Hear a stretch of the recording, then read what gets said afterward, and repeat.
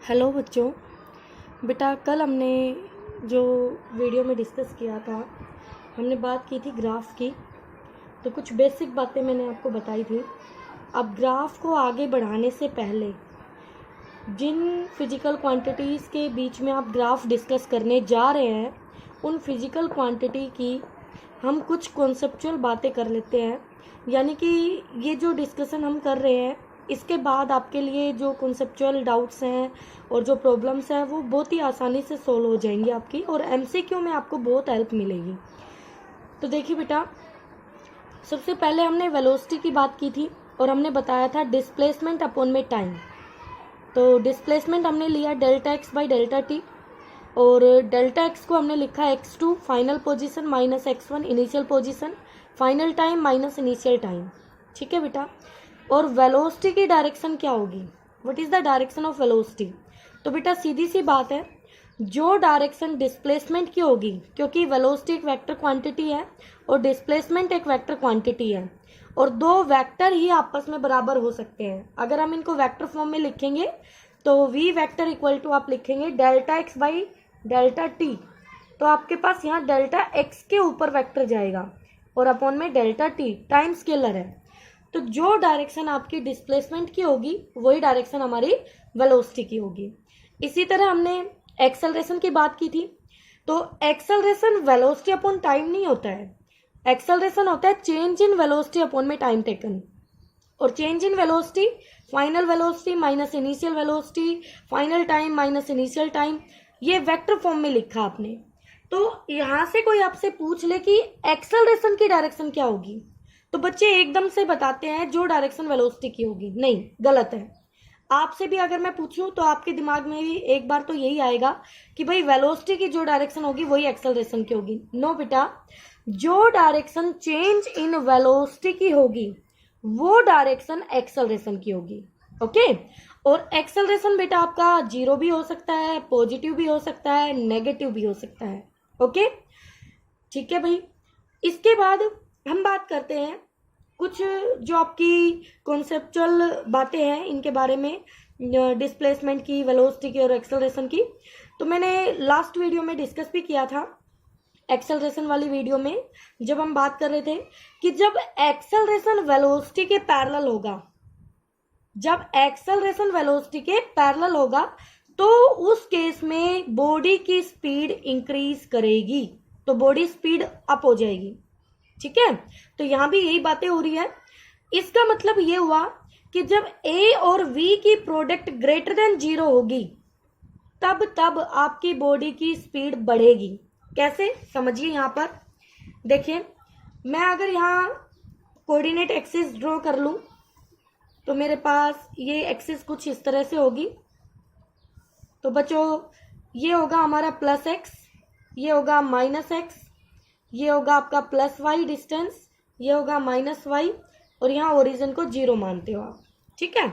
अगर कोई body v velocity से इस डायरेक्शन में जा रही है और एक्सेलरेशन भी उसका इसी डायरेक्शन में है, तो दोनों a और v दोनों बोथ आर पॉजिटिव डायरेक्शन में जा रहे हैं, हम पॉजिटिव लेंगे क्योंकि इस डायरेक्शन को हमने पॉजिटिव मानना है।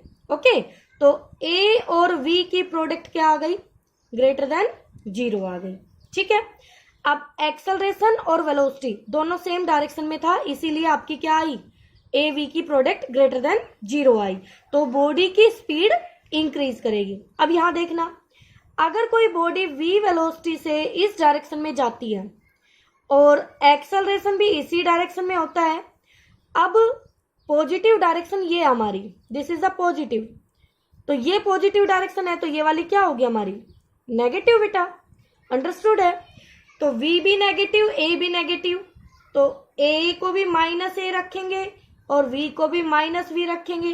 क्या दोनों का प्रोडक्ट फिर से बच्चों ग्रेटर देन 0 आएगा? यस मैम, अब भी ग्रेटर देन 0 ही आएगा।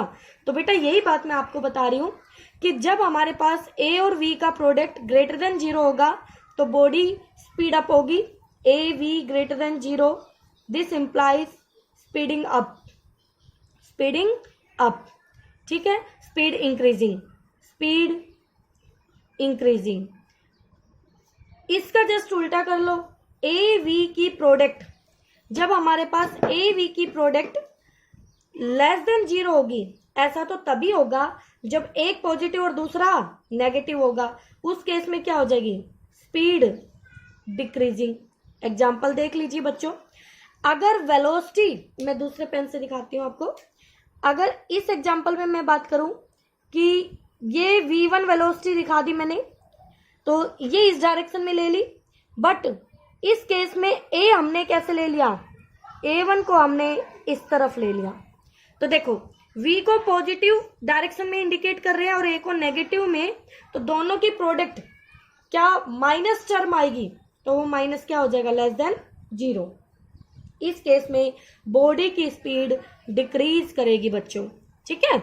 इसी तरह आप यहां भी डिस्कस कर सकते हैं, सेम एग्जांपल है, तो आप समझ जाइए कि जब इस केस में आपका A और V दोनों पैरेलल है, और इस केस में बेटा आपका A और V दोनों एंटी पैरेलल है, ठीक है।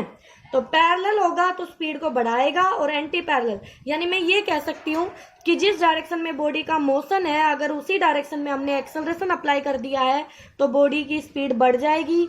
अगर जिस डायरेक्शन में बॉडी जा रही है और उसके अपोजिट डायरेक्शन में हमने एक्सेलरेशन अप्लाई कर दिया तो बॉडी की स्पीड घट जाएगी, ठीक है। और बेटा जब हम नेगेटिव एक्सेलरेशन की बात करते हैं तो हम कहते हैं रिटार्डेशन। उस मोशन को भी रिटार्डेड मोशन कहा जाता है। क्या कहा जाता है, जो मोशन को रोक रही हो, जो मोशन में रुकावट डाल रही हो, रिटार्डेड।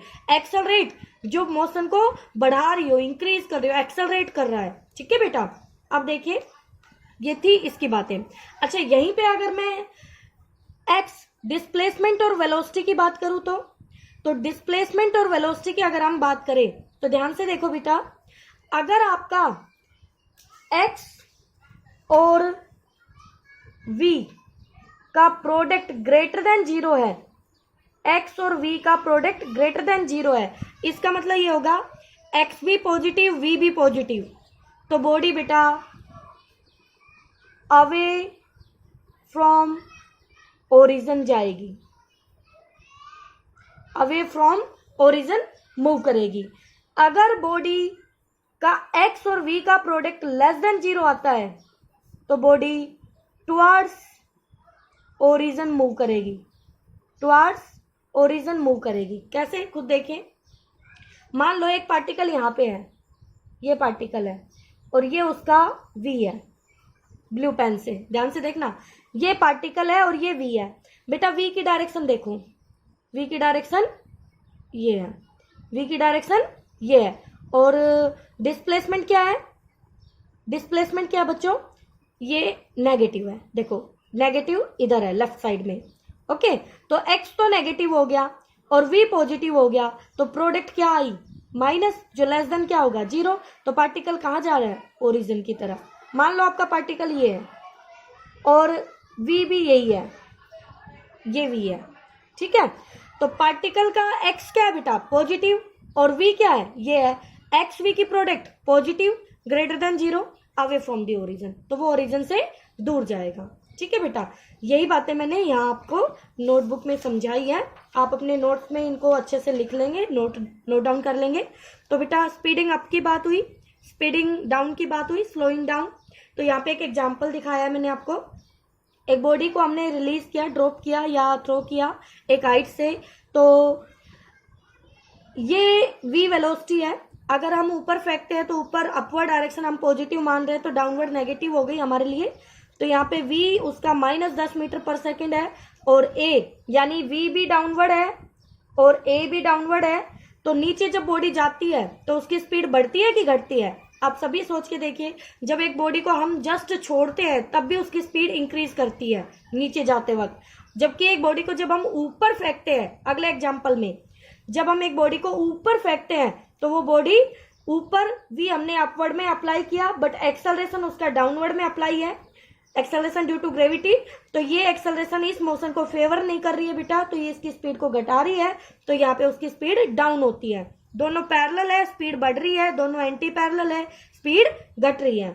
अच्छा ऐसा कोई केस आपको ध्यान में आता है जिसमें एक्सेलरेशन और v दोनों है लेकिन वो एक्सेलरेशन v में कोई अफेक्ट नहीं डाल रहा है। बिल्कुल है, ऐसा है आपके पास जब आपका v और एक्सेलरेशन दोनों कब हो, कैसे हो, परपेंडिकुलर टू ईच अदर। कैसे हो बच्चों, परपेंडिकुलर टू ईच अदर। तब आपके पास एक्सेलरेशन और वेलोसिटी जब परपेंडिकुलर टू ईच अदर होंगे तो बेटा इस एक्सेलरेशन का इफेक्ट इस डायरेक्शन में नहीं है। ये बातें आपको बहुत अच्छे से वेक्टर में समझ आ जाएगी। ओके बेटा, तो यहाँ पर ये एक्सेलरेशन इस v में कोई इफेक्ट नहीं डाल रहा, तो ये v आपका कुछ देर बाद भी v इक्वल टू 5 मीटर पर सेकेंड ही रहेगा। बेटा बहुत ही इंपॉर्टेंट बातें थी ये, तो इनको आप अच्छे से समझे। अगली वीडियो में हम फिर ग्राफ की बात करेंगे, जो भी है आपका कंटिन्यू इसी के बाद चलेगा। तो ग्राफ में हम डिस्कस करेंगे यूनिफॉर्म मोशन में कौन कौन से ग्राफ बनेंगे, यूनिफॉर्मली एक्सेलरेटेड मोशन है तो कौन से ग्राफ आएंगे, और डी एक्सेलरेटेड मोशन है तो कौन से ग्राफ होंगे। ठीक है बच्चों।